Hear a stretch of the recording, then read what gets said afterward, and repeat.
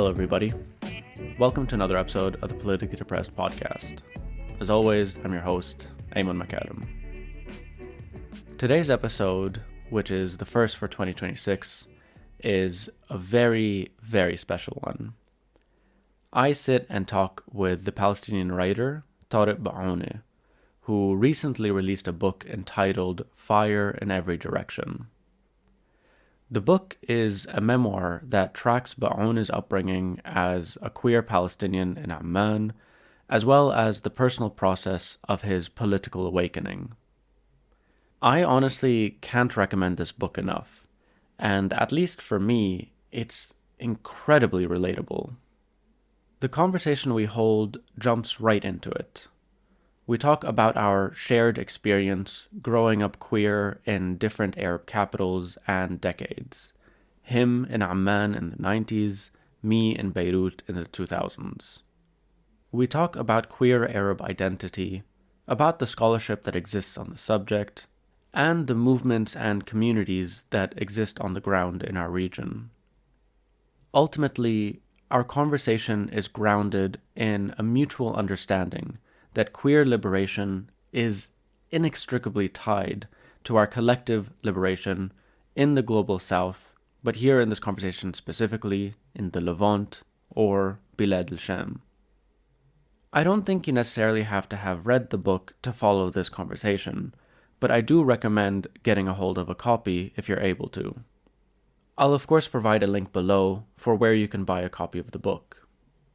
Also, before I begin, if you appreciate this conversation, I'll also provide a link below for the group I'm a part of in Lebanon called Queer Mutual Aid Lebanon. For a number of reasons, we are running dangerously low on funds and are holding a sustained fundraiser to get more people to join our Patreon. There's a lot more description of the work we do in the About section of the Patreon, and I would be honestly very grateful if people were to check it out, share it, and donate if you can. So, with that said, I hope you enjoyed this conversation. So, hi Tarek. Hi, Thank you for joining us. thanks for having me. I'll start with the first question I ask all the guests, and you can take this in whatever way you want, but it's a very difficult question when you really sit with it, which is, how are you? Um, I think I'm okay. I think I'm okay. Um, it's been a very intense period, on a personal level and obviously on a political level. So I feel like I'm carrying a lot of that with me all the time.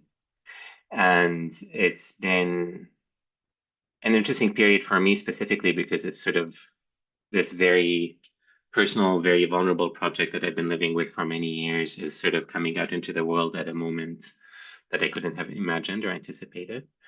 So I oftentimes feel dislocated or sort of discombobulated by everything that's happening.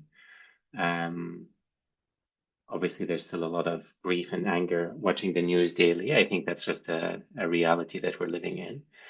But I say okay because today I feel grounded, actually. I feel I'm coming back into my writing. I just arrived back in London from a few days with family in Lebanon.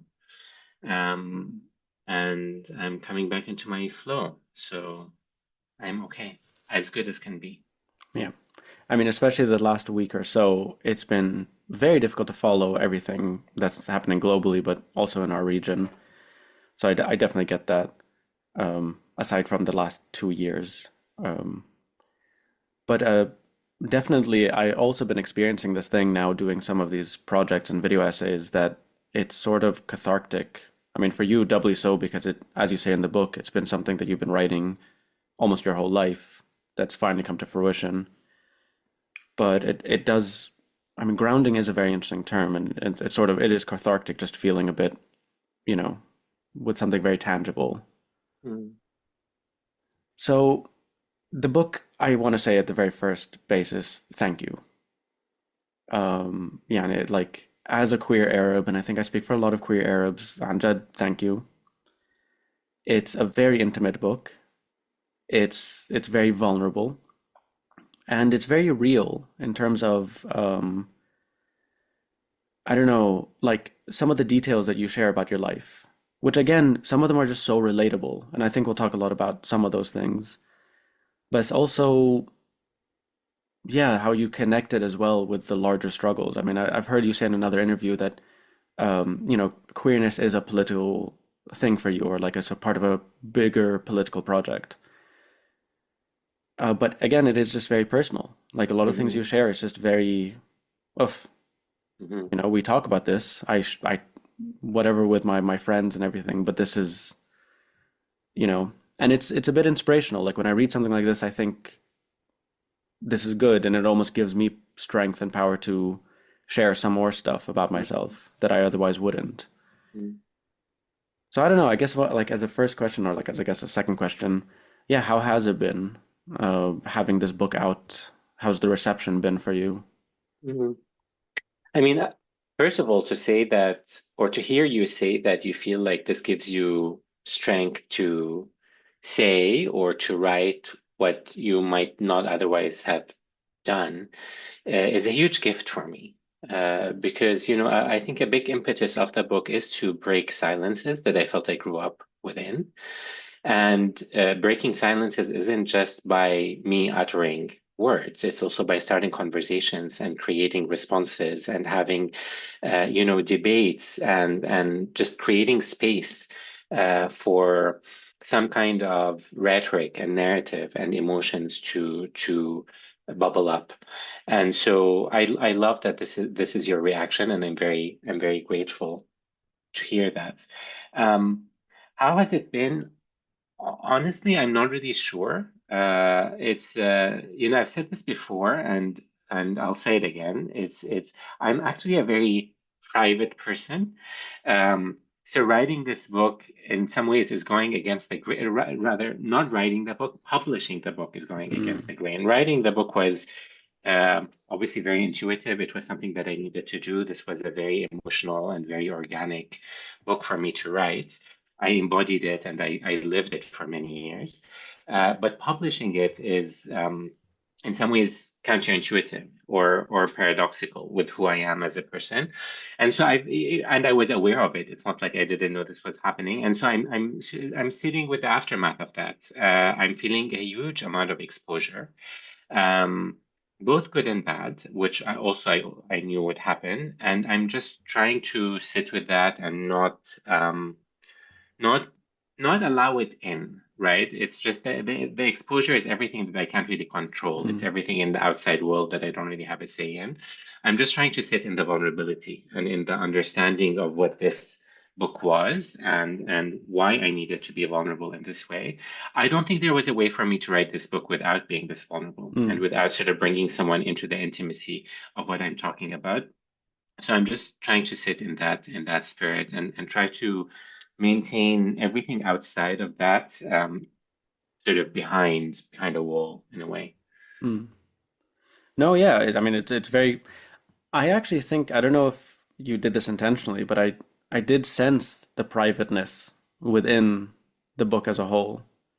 There's something that I found very relatable, and I don't know even if this was intentional, but especially the first few parts, especially when you talk Mm, about your childhood, mm, and even into your teenagehood, I got a strong sense of a sort of like a conflicted character of someone who mm, isn't like almost as though the character that you're describing of yourself wasn't like didn't have much agency, mm, was just sort of responding and like trying to find themselves within the existing environment, but that didn't fit.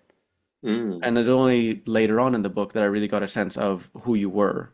mm. Um, is that something intentional, or is that like my own reading? Or I don't think it was intentional, but I think it's an accurate reflection. I mean, I think that reading is an accurate reflection in the sense that I do think that in childhood and teenage years, I didn't think I had agency. I thought very much that I needed to learn to live within the scriptures of what was given to me. And so I had agency in as much as I could determine how to live within those systems. But the idea that those systems could be challenged or changed or rebelled against, was just it just wasn't present as an Mm. idea in my mind. This idea of rebellion, which is incredible because you've read the book and others might read the book. There's a history of rebellion in the book from my mother, especially in Lebanon, her years in Lebanon fighting for Palestinian rights. And so I grew up with many of those stories, but growing up in Amman, imagining that I had the agency to declare or to change what I intuitively felt wasn't working for me was just absent from my mind. And so I do think that there is a reclamation of agency that happens with me leaving Mm. the region. And this is something I reflect on a lot, actually. It's heartbreaking to feel that I only regain that sense of agency once I leave. But it is true. When I was there, I didn't feel like I was fully sovereign. I felt like I was existing within systems and societies and frameworks that I needed to mold myself into being acceptable for. Mm. So, okay, there we can really get into things. Basically, and this is something I think I've never said publicly, even though it's not that big of an admission, but growing up queer in Beirut, I genuinely thought I was the only gay in the village. Little did I know, and this was like already in the 2010s, that there was already a burgeoning like underground scene, um, and that there was a lot. And obviously, like coming to Sentiency, discovering that we've always been a lot. It's just not as like varying amounts of visibility. But that I also found kind of interesting in the book, that sort of like feeling like you must be the only one who's thinking this, Yeah. and you must be the only one who's like this, not knowing actually that there's so much around you. Um, yeah, you talk about that in the book, but just sort of like comparing those two experiences. Yeah, absolutely. And listen, there's a time element here because when I'm talking about this in the book, I'm talking, 90s Amman, before the internet, before obviously before any kind of social media or apps. And so that sense of aloneness was very pervasive.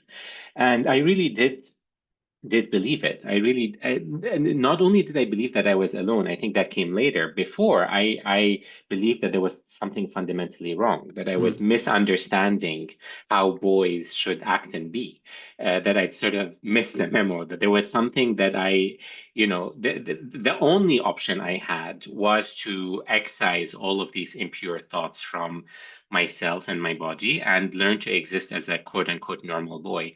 And only later, when I began in teenage years understanding what it meant to have feelings for my, then childhood friend Ramzi, did I begin to understand that, oh, maybe I am different, but maybe I'm the only person who is experiencing that mm, fear. And so I think the kind of the oppressive nature of silence takes different forms. And I think what you're describing is very interesting for me because you're talking about an age where there is social media and there is greater social awareness, but still one feels silence.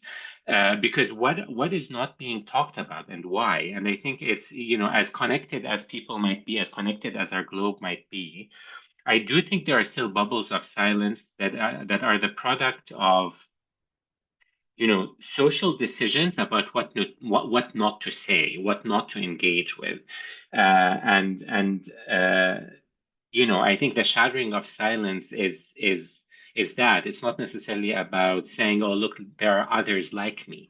It's about saying, "Why are we not talking about this?" mm. And when it's so present. Yeah, I mean, but one thing that you share a lot, which is it's very real and it's contagious, which is the effect of like patriarchal religion. That you think by immersing or doing any of these things, you're going to hell, like the ultimate punishment. Hmm. And what's very funny about that for me and my upbringing is that I'm not from a family that believes in we're dirze.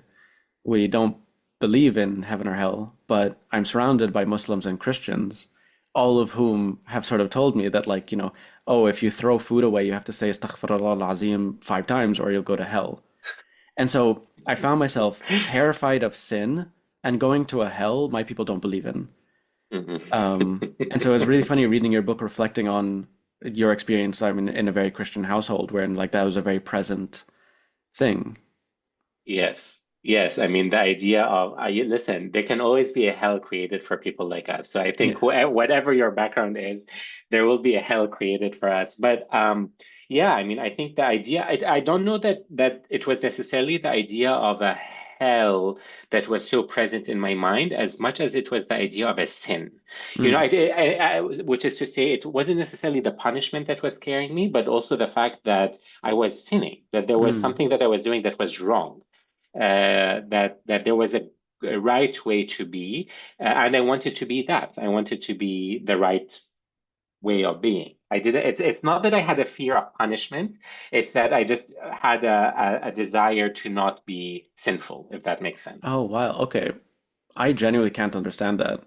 I mean, because for me, the only problem with doing something wrong is the punishment of it, especially as a kid, where it's like, Yeah, I don't, I get that, but I actually have never thought about it, but I don't think that I had a fear of punishment. Like if I think about, and certainly those scenes in the book, when I'm writing, I'm not writing, when I'm sort of writing through my attempt at absolution and at seeking forgiveness, it's not because I'm scared. It's not because I'm worried about the punitive result of that. I'm not really thinking about hell or heaven.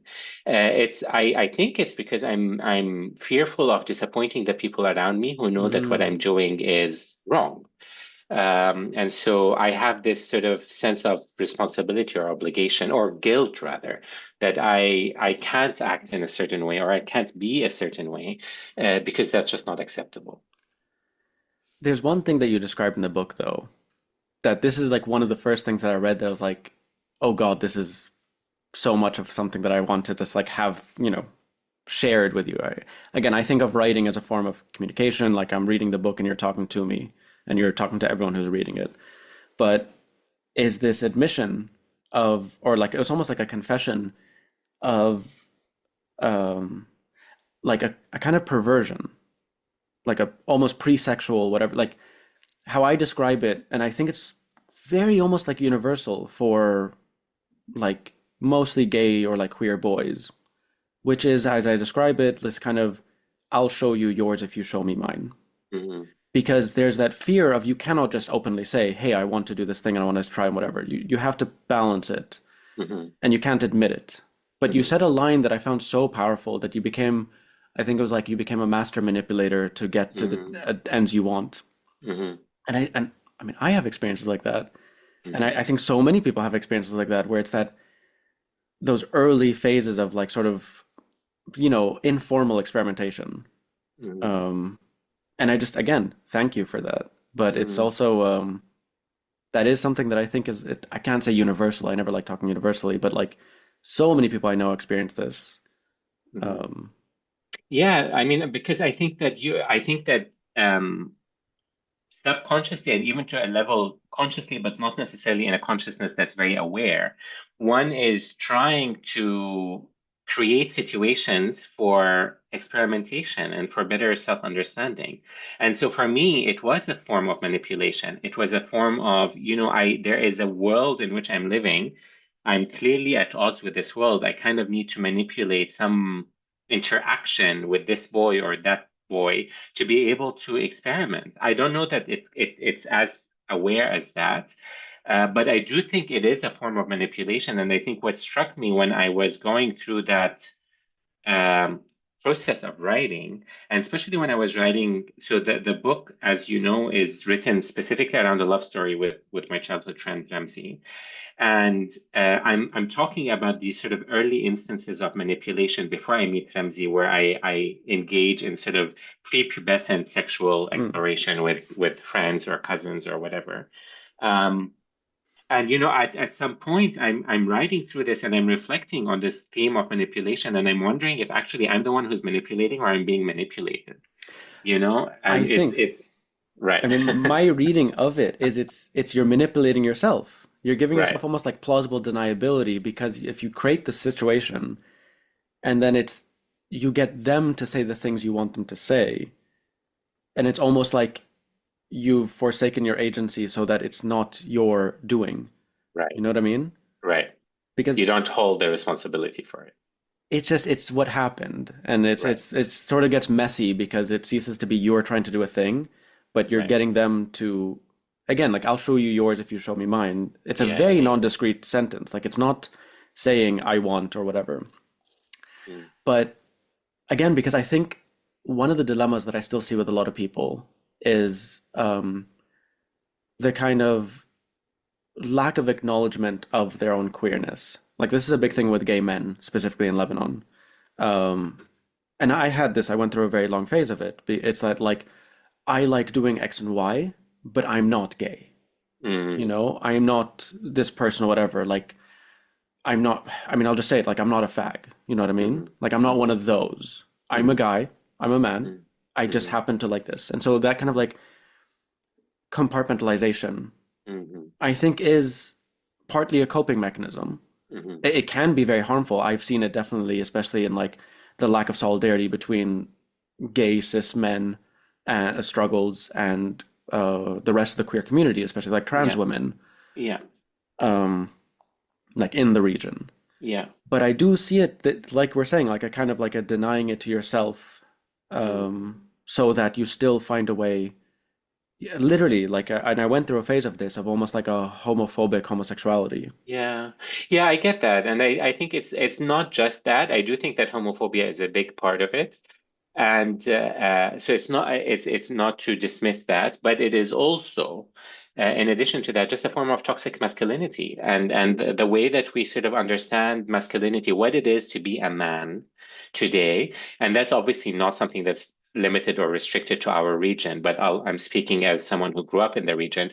This idea of toxic masculinity, what defines manness today in the region, how we exist in sort of our social engagements and social encounters, and what living in a patriarchal society, how that reinforces these visions of manness and of manhood. And so I think there's a lot there to unpack in terms of this sort of you then become self-hating of um, your homosexuality, but also your queerness, not just the fact that you like to have sex with men, but also that you might have an affect that is separate from what defines men or how men act in our societies. Yeah, or how they go about their lives. What's their Right. life? I mean, I'm coming to an age for sure where I'm now getting the questions, أي متى حنفرح منك? Like Mm, when are you gonna make us happy? For those that don't speak mm, Arabic, there's a mm, beautiful but very, very painful phrase. It's like a guilt trip that you get from mm, aunts and everything. When are you gonna make us happy? mm, Mhm. Implying when are you gonna marry a nice Druze girl? When are mm, you gonna get kids and mm, like give us grandkids and whatever? And it is difficult now entering into that thing of like finding my mm, ways of lying. mm, And you describe actually, and this is something that's definitely very relatable for queer folk all around, which is the many masks that you put mm, on. mm, And I used to do this a lot. I also grew up watching a lot of Seinfeld. mm, So it's the George Costanza character. He's not queer, but there's something when he says like, someone's like, "What? But isn't that like living two lives?" He's like, "Two lives? I'm living like six lives." Like kind of different realities. With this person, I'm this person. With here, I have to follow the script. Um, it gets difficult mm, to come up with, especially with age, where it's like, "Oh, I'm still looking, I'm still finding, I'm still whatever." But mm, there are certain parts of yourself you just can never share with them, and that's something you sort of reckon with towards the very end of the book, I think. mm. Yeah, I mean, I think it gets difficult, but also more than that, I think it becomes burdensome in a way that you start rejecting. At some point, I think the more one is comfortable in one's skin and the more one is reconciled, the more these intrusions become burdensome. Mhm. If someone says that to me back home, I very much, it's not that I'm, uh, declaring my queerness everywhere I go and sort of shouting it from the rooftops, but there is a way that I feel that we need to start challenging some of that discourse or some of these assumptions, and again, not necessarily in an offensive way or but to sort of either through wit or through rebuttals or whatever to try to dislodge the certainty that this is the only way one person can be or exist. Because for me, it's not just that it becomes difficult to manage all of these masks. It's something that I ideologically reject doing. I Mm, don't want to be wearing these masks anymore. And I understand that some masks have to be worn in certain instances, but how do we reclaim our agency while we're wearing these masks? yeah. And I think that brings us to quite like a central thesis of the book, if you say, if like as a way of describing it, which is something again that's just incredibly relatable to me. Um, and I mean, I think you can see it now as well, just how I look.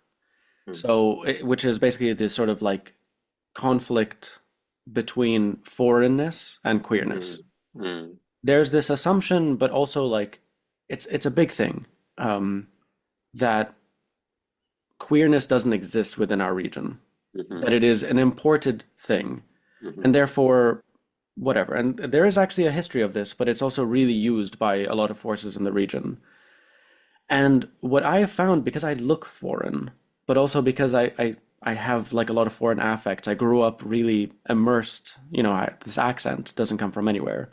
mm, And specifically in Beirut, that there's like so much foreignness. Like signs are written in English and French. Most schools are like French or English.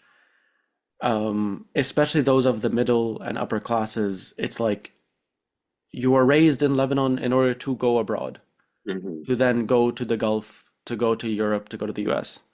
And you say this so discreet, so like concretely that when you, I think it's the scene where you come out to your father, or I forget who it is, and there's a sort of like, oh, Cambridge did this to you. mhm, That this is something that you must have learned over there and brought back here, mm, which is a lack of acknowledgement of the fact that no, you were here, like you were like this before.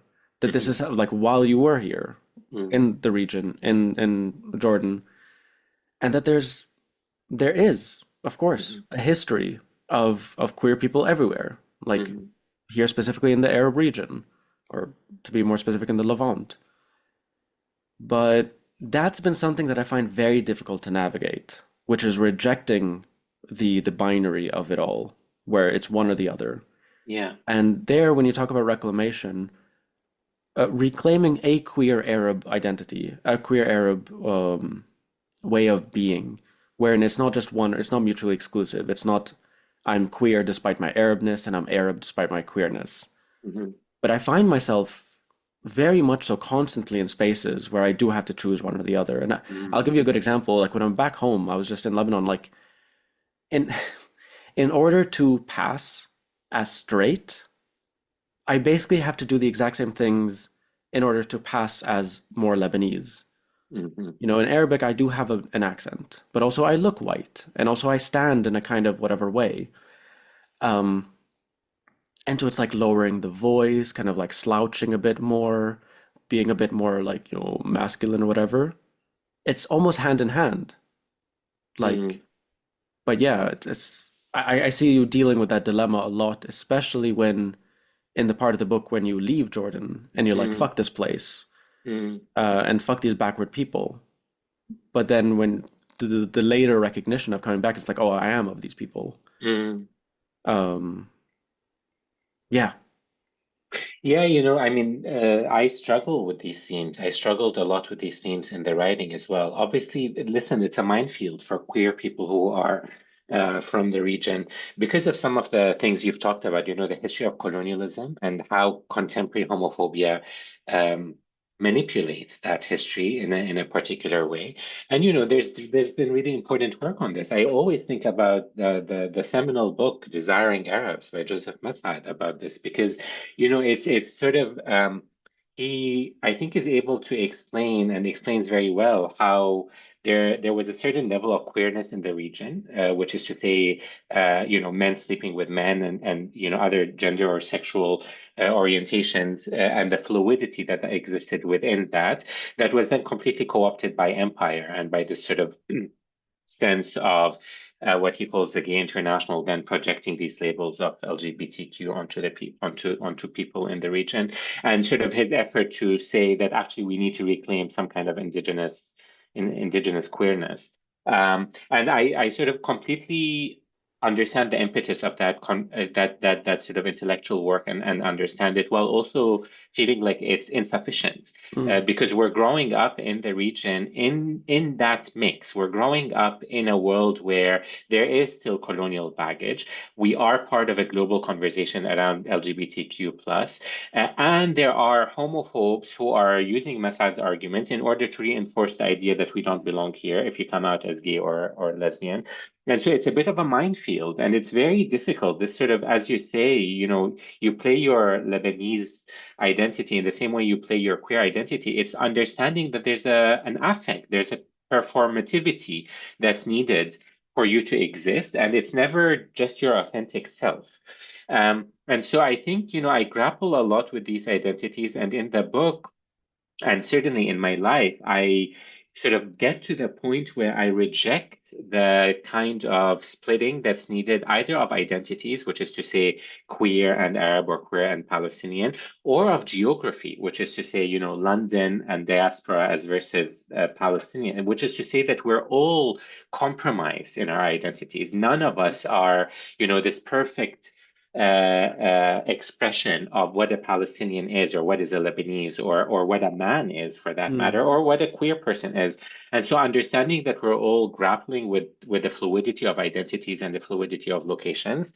Um, and so that's one thing, and the other thing which is related to it, but which I grapple a lot with, um, is I think you've alluded to it, is this sense of the colonized minds that we still are, many of us who are growing up in the region, who speak perfect European languages and who are always looking towards the West, and who are always seeking this sense of um, you're more successful and you're more accomplished as a person, the more you're acceptable by Western standards, whether it's Western universities or Western jobs or Western affects and sentiments.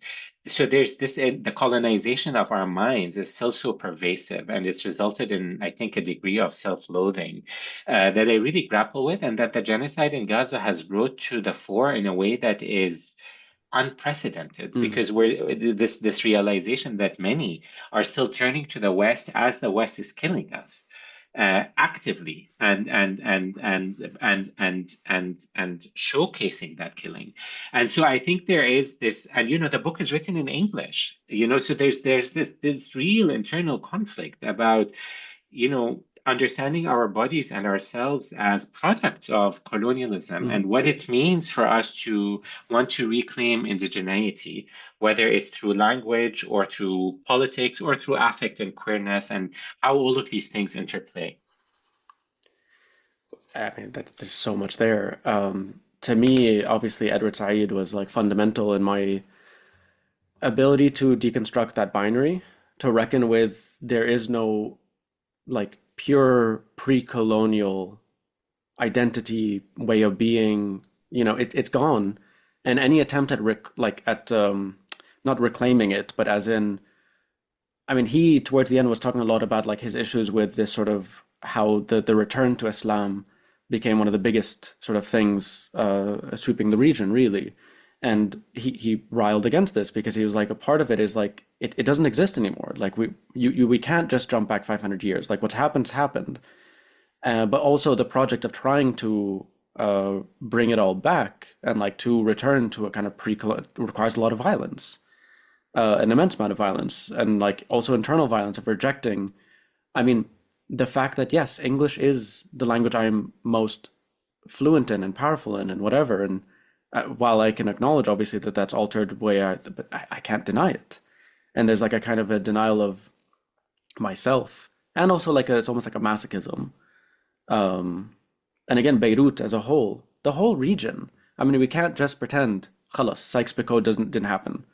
Like, because it's affected, most people can't even conceive of what it means to exist in a time before there was like a concrete idea of Lebanon, of like, I mean, of Palestine, of Syria, when there was a more fluid Levant, and like people were more cosmopolitan. Like there was a stronger thing of like Tripoli and Damascus and Beirut and Haifa. But one thing, I'm glad you brought up Joseph Massad. There was recently a piece published on Kuhl Journal. I don't know if by any chance you'd seen it. I haven't seen It's the piece. I know Kohud. yeah. It's a very good article, and it builds on an argument that I've seen for like about a decade around Massad. Um, this article I think was very good because it really situates it in the fact that it's constantly feels like it's not the time to critique a Palestinian academic at a time of like of genocide.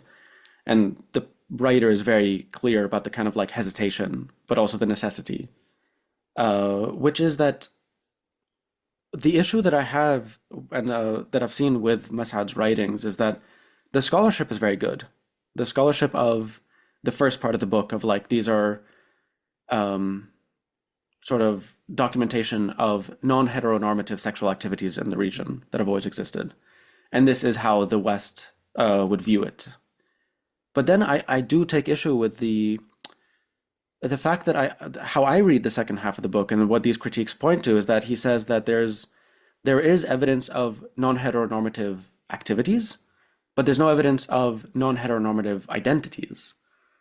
And that's when he talks about the gay international and that like basically all these identities are products or like imported.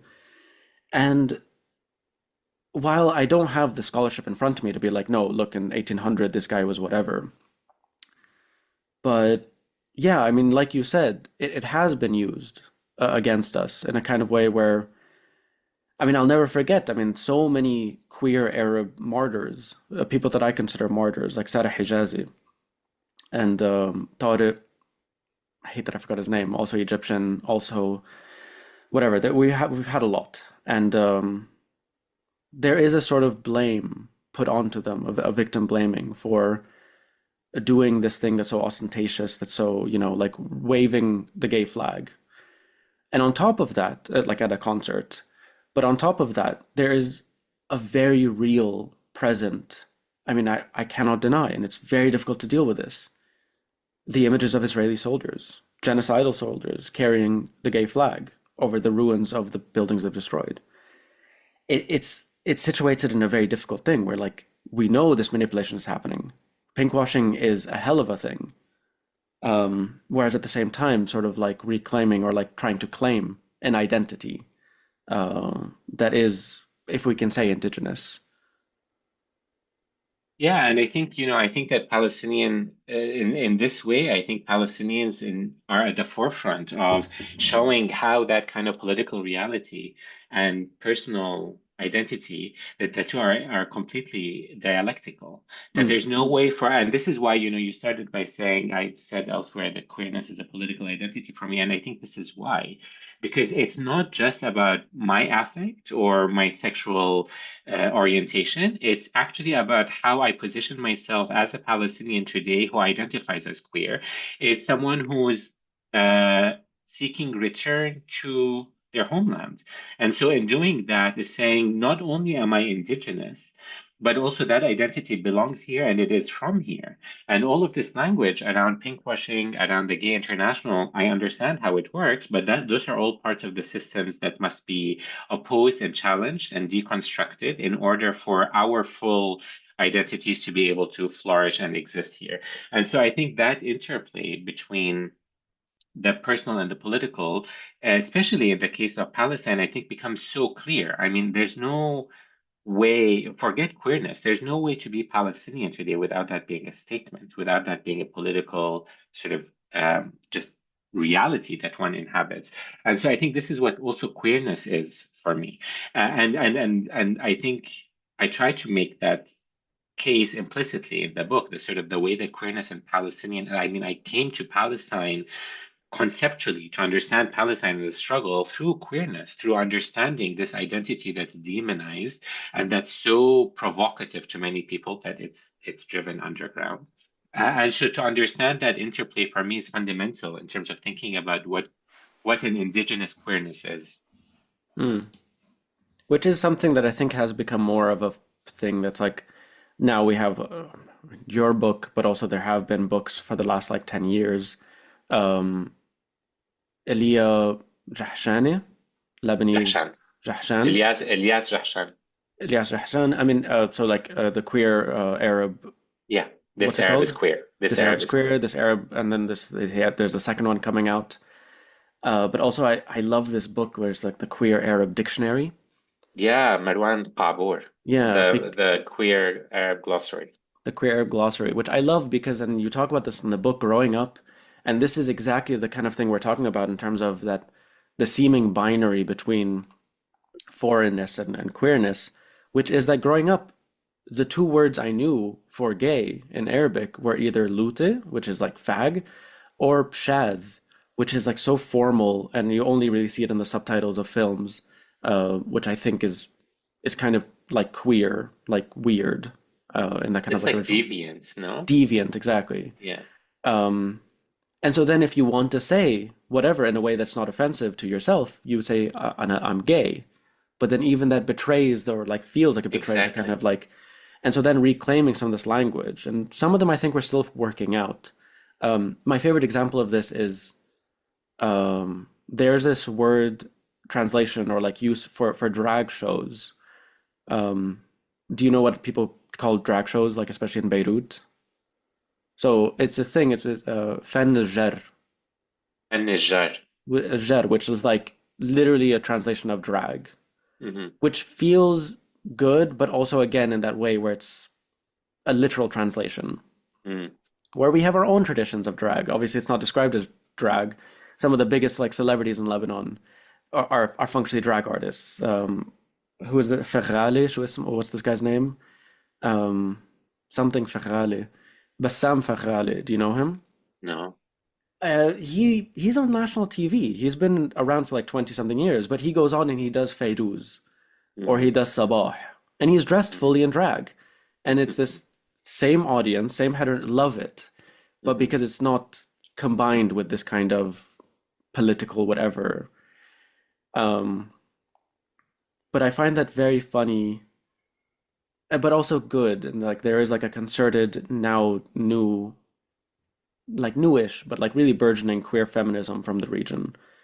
Yeah. Um, But just to say, I mean, there's a couple of things I want to say to that. I mean, I think so. The first on the issue of language, I agree with you. I struggled a lot. If you noticed, the word gay barely shows up in the book, mm, and it's because I struggled with what that word connotes.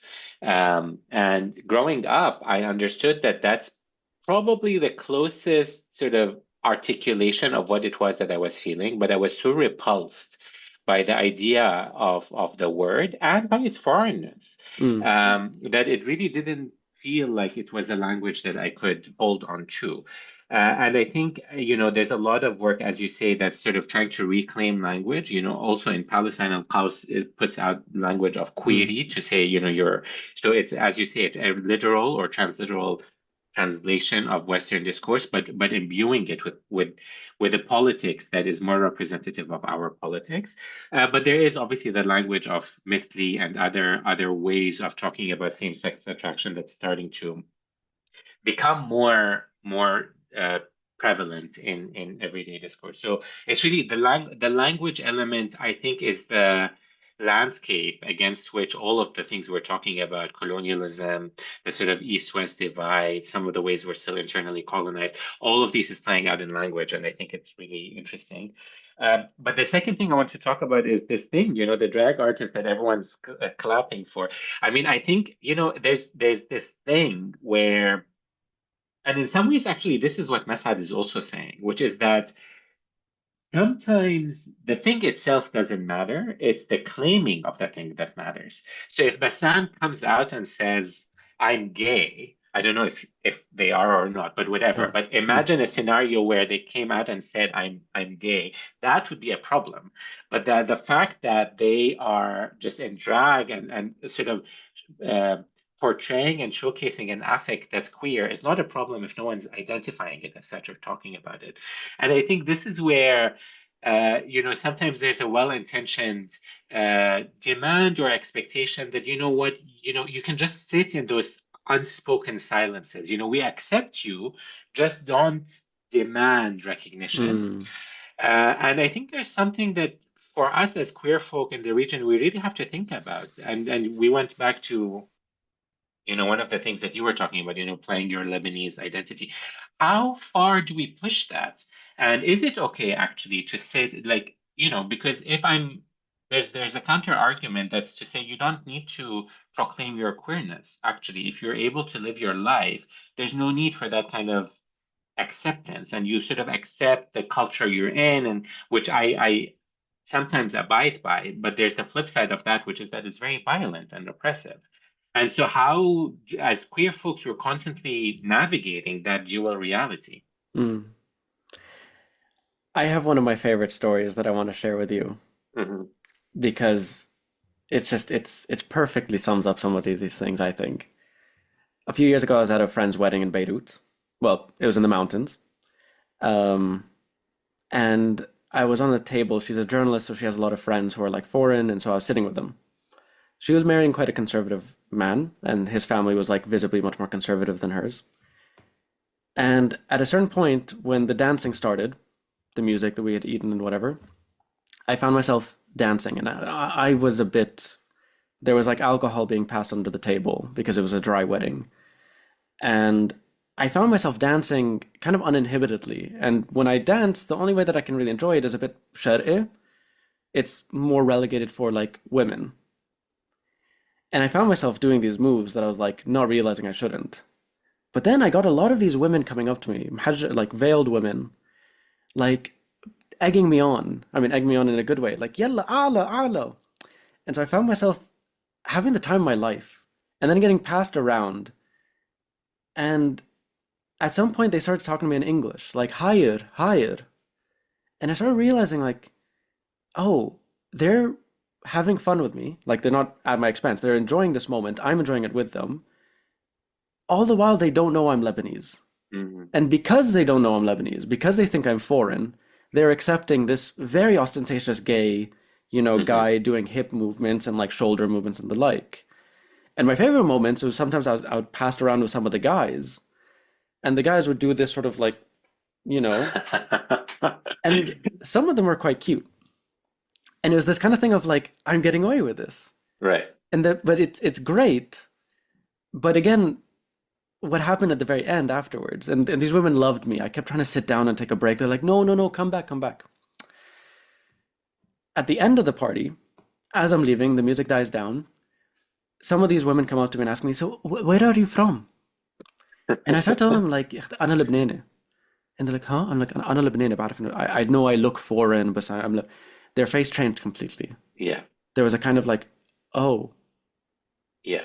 but I left feeling so good about myself. I had Yeah. such a good time. Yeah. But yeah. But I think this is exactly it. And I think it's, as queer people, we can switch codes, right? Like and certainly if one is passing or is able to pass, you can exist in these margins. You can exist in these spaces that open up socially or geographically, and you get away with a lot of Mm, things. And I think it's a question that, take it out of our context, put it in the West, the idea of gay marriage. There's this demand for equality in a way that I think is anti-queer, in that it's sort of completely tries to make queer people acceptable and legible to straight people, to mm, heteronormative people. And of course, I think gay marriage is a good development that it happened. I'm married. I think it gives a lot of rights. It gives a lot of privilege that is sometimes needed, certainly for folks who are vulnerable. But there is a question that queer people have to navigate. When you move out of the margins and into the mainstream, you lose some of that ability to exist in between worlds, and mm, the sort of the forcing queerness to be legible to the heteronormative world. And so I think there's, that struggle manifests in a certain way for us in the region. For me, what you just described is a beautiful instance of someone who's able to exist in the full breadth of who they are in a way that's unspoken, and to have been accepted as that. So what happens when you then demand acceptance by naming it? I think there's something that's really interesting in that, and it's not always the case that the demanding of it or the articulation of it is necessarily a good thing. mm. I definitely know that's a bit of a dilemma as well. But it's sort of easier to navigate as someone that can pass one way or the other. Absolutely. I think it's a very different conversation when it comes to sort of visibly trans women, Absolutely. whose just like very existence is constantly like questioned and threatened. One thing that I really appreciate in the book, but also in your descriptions of queerness, and why I personally as well use the term queer, is because I definitely noticed that there's a sort of exclusiveness. Like for the longest time, when I understood like the community, the gay community in Lebanon, as representative of, queer people, it was only later that I discovered that, well, a lot of it is just about gay cis men, specifically within urban centers, specifically middle Right. class. And and this is another, I think, critique of Massad's writings, where I mean, critique insofar as it's insufficient, is that it mostly focuses on men, Right. and men who sleep with men.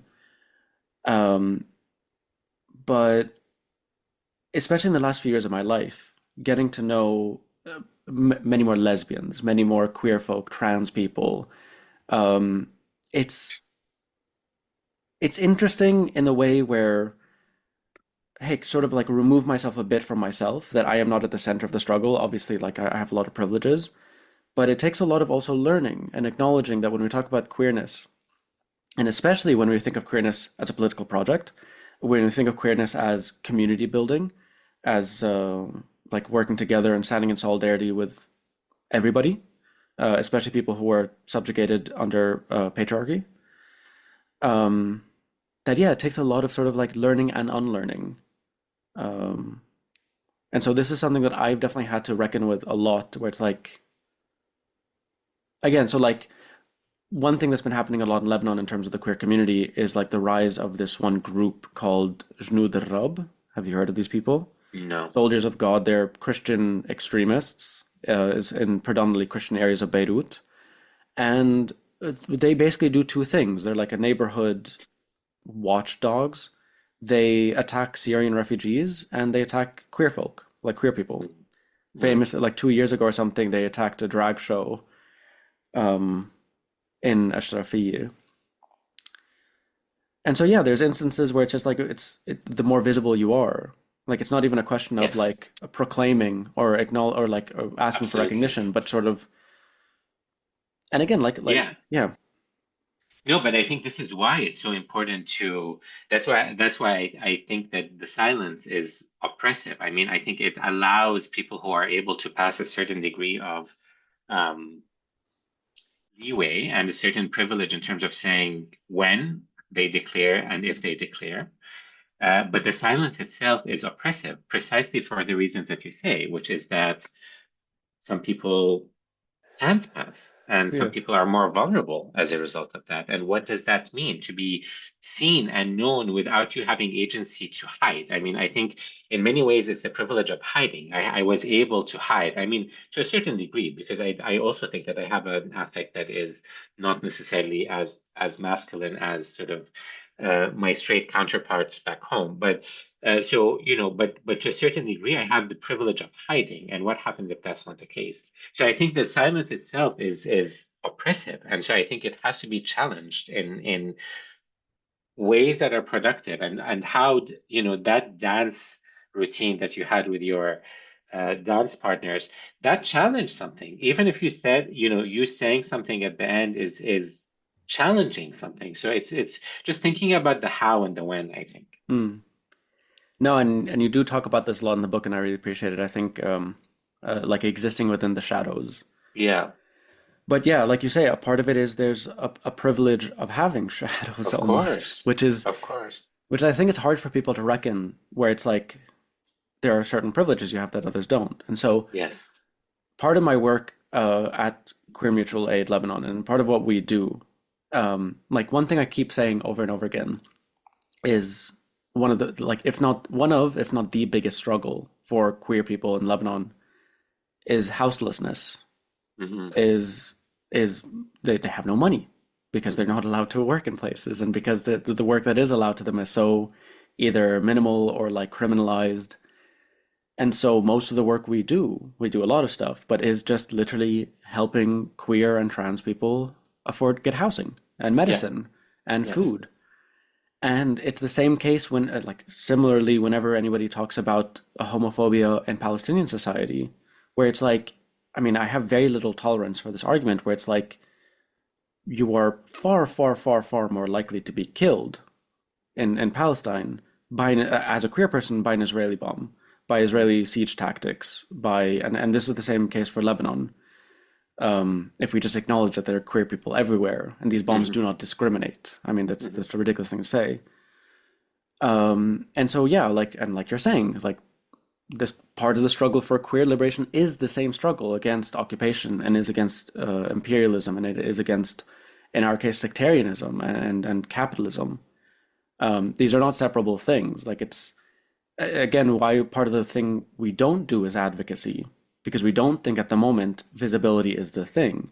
Like visibility discourses is one of those things that's very like from the West. Hmm. And it's like, well, no, we need to make sure that people have the things they need. Hmm. That if they were to come out, that they have some sort of whatever.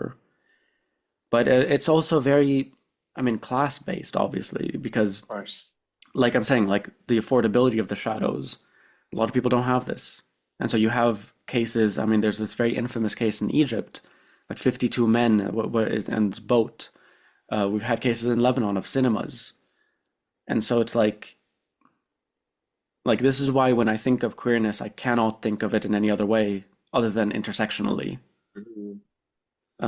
And that's part of the task of creating a queer Arab identity that's not mutually Yeah, exclusive. Yeah. absolutely. I mean, but I think this is it. I mean, when I think of it as a political identity, it's that because it's not just about gender and sexual orientation. It's about all of the things that you talk about, how our struggle is connected to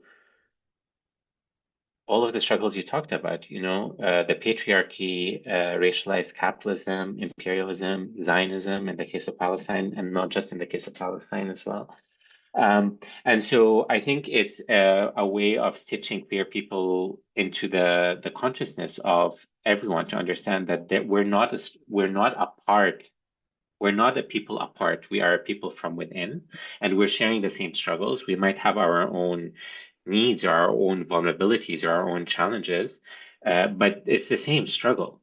And so I think it's that's the, as you say, I mean, that intersectional work is what matters. I think the question around visibility is we've been circling this and you Mm. just named it, but it's the, that it's the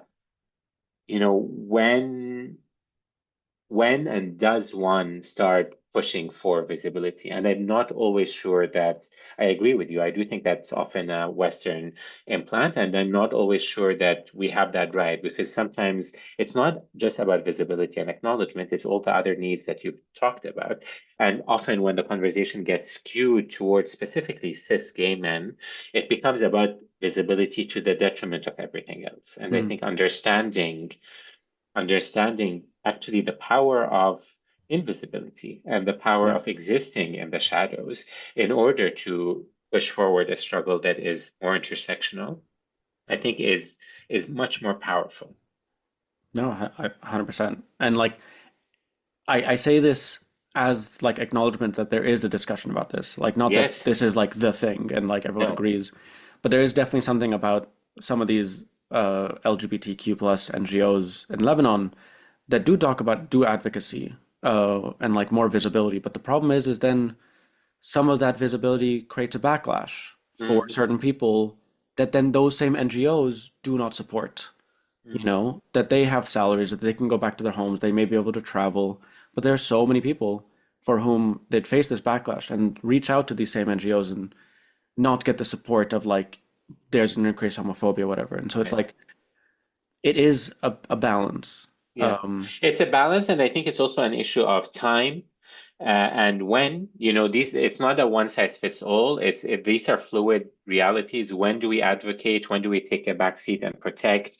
How does the advocacy work? So there's all these strategic questions that have to shape how queer life is protected, and also recognizing who's the most vulnerable and who needs attention. So there's obviously it's a complicated issue, but yes, the question of visibility is central because in our reality as well, the minute you're visible, you're not just visible, you're hyper visible. You're sort of fluctuating between invisibility and hypervisibility, not really Mm. visibility. And so I think it's a really I think about this a lot about how it's, and again, I mean, not to take it back to Palestine, but it's how I think about Gaza, that Gaza sort of exists, at least in the Western imagination, but not only, even in the regional imagination, as either invisible, no one's thinking about it, or hyper visible, and you only think about it in moments of extreme violence. And it doesn't get to just exist. It doesn't Mm. get to just be visible. And there's something queer about that. That's a queer reality. And so when we're thinking about visibility, when we're thinking about, the strategies for advocacy, what those entail, I think that's something that we really need to grapple with. Mm. Yeah, I mean, one thing that I've pushed myself to do over the last couple of years is follow accounts from Gaza that are, I mean, there's this guy, he's quite young, he's like 22, his name's Ahmed Jamal. Hmm. Um, he's hilarious, and it's just quite banal content. I mean, he's in this context, or like there's this other guy who's the gym rat in Gaza. Hmm. Um, and again, so like the descriptions you have of when you go to Gaza, I think in 2014, 15, Hmm. it's really powerful because it is just Hmm. this, it's a place. There's a Hmm. film that I would recommend to people. I think it's called like Gaza, I Love You. Hmm. Uh, and it's just life in Gaza, like just Hmm. daily stuff. I mean, it's a bit of an extraordinary story, but I think that's so powerful because I think, Hmm. yeah, like you said, it's a place where people project onto it their, I mean, as Edward Said had said, their fears and fantasies. Right, exactly. Um, but I think there's just like a lived experience as well, and there's this sort of a reality, and I think we're seeing that play out as well a lot in the discourses around Iran, Mm. where it's, people don't exist. People don't have daily bullshit issues with electricity, with the currency collapsing. Like it's either they don't think about it at all, or it is the hotspot of the global imperialist Right, plan to whatever. right.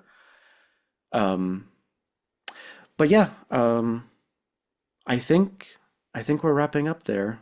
Yeah. Is there anything you want to add, No, closing I up? enjoyed the conversation. I think it was great.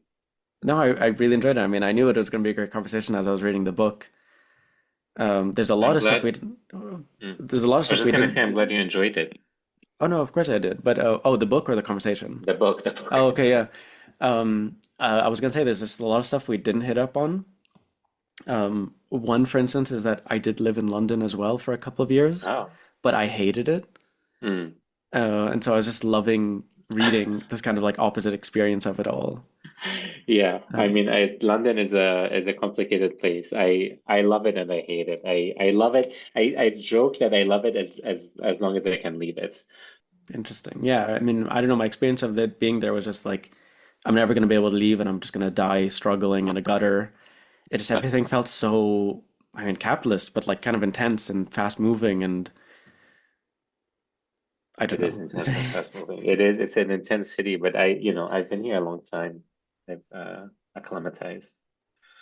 Well, I'm glad. The book does end in a very sweet tone. I'm very happy for you. Thank you. That you sort of found home in a sense and found kind of comfort with your husband, with the city, with the sort of with even with just yourself. I feel Thank like you. the thing I identified at the beginning of the kind of like lack of agency that your character, as you describe yourself, has, I think by the very nature of the existence of the book, is then sort of modifies then understanding of like who is Tarek Baconi. Yeah. Yeah, and a sense of reclaiming that agency. And, I'm choosing to, back to the point about declaring or even becoming visible, I'm choosing how to do that, and it's on my own terms, and that gives me a sense of agency. Absolutely. Yeah. And for that, I also say thank you again. يعطيك ألف Thank you. عافية. It was wonderful to meet you. You too. And yeah, We'll be in take touch. care.